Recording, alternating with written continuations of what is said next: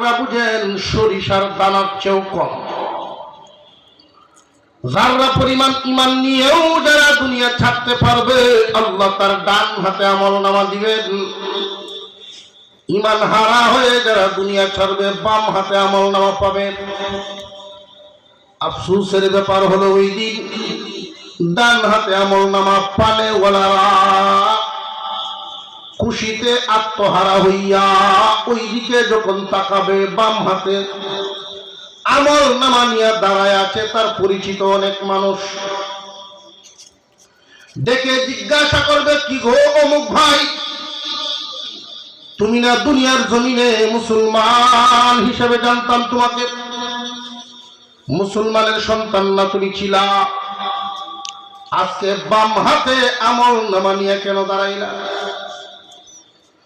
যে আফসোস, বদনসিব আমার, যদিও মুসলমানের ঘরেই জন্ম নিয়েছিলাম, ইমানদারদের সমাজে জীবন যাপন করেছিলাম, কিন্তু আমার চলাফেরা, আমার কথাবার্তা, আমার চিন্তা ধারণা কাফেরদের সাথে বেশি মিল ছিল, মুমিনদের সাথে না।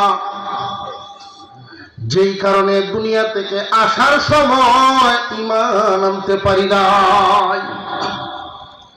মুসলমানদের সন্তান তাদের কথার দ্বারা বেঈমানদের সাথে তাল মিলা যায়, এমন মানুষ জমিনে আছে না নাই?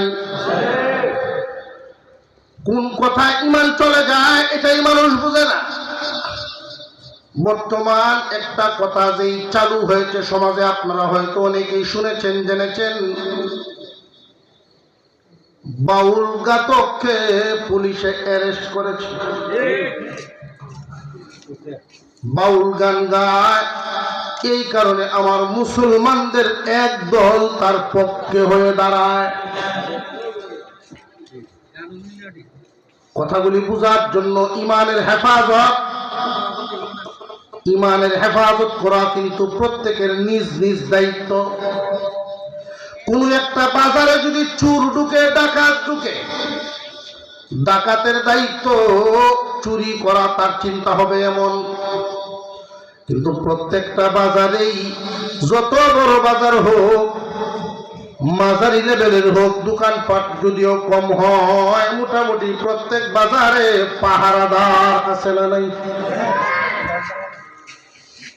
পাহারাদারের কাজ কিন্তু ডাকাতের সাথে মারামারি করা না।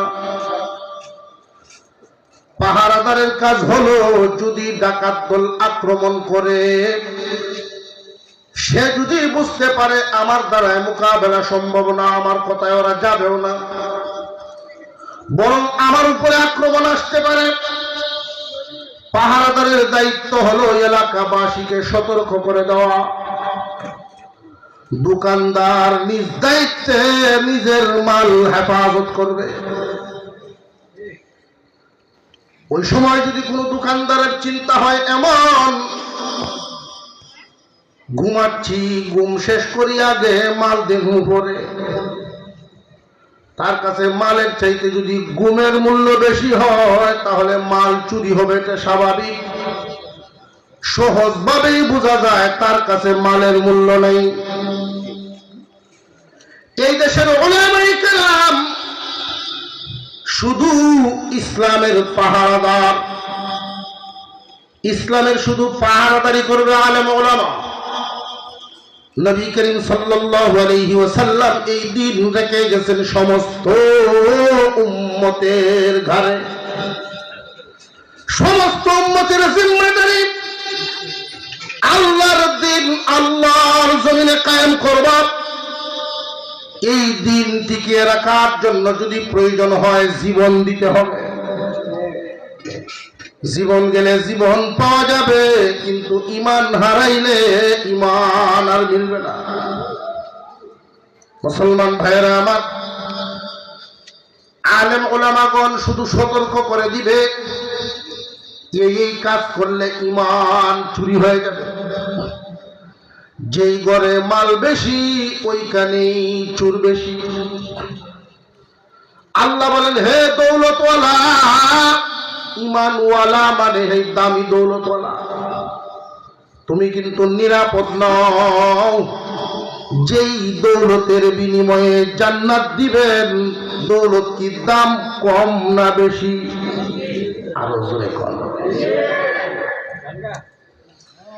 কোন একটা টিকেটের দাম যদি এমন হয় যে কারোর কাছে এমন একটা কার্ড আছে, এই কার্ড যেই নিয়ে যাইতে পারে, ব্যাংকে গেলেও টাকার অভাব নেই, এই কার্ড নিয়ে বাজারে গেলে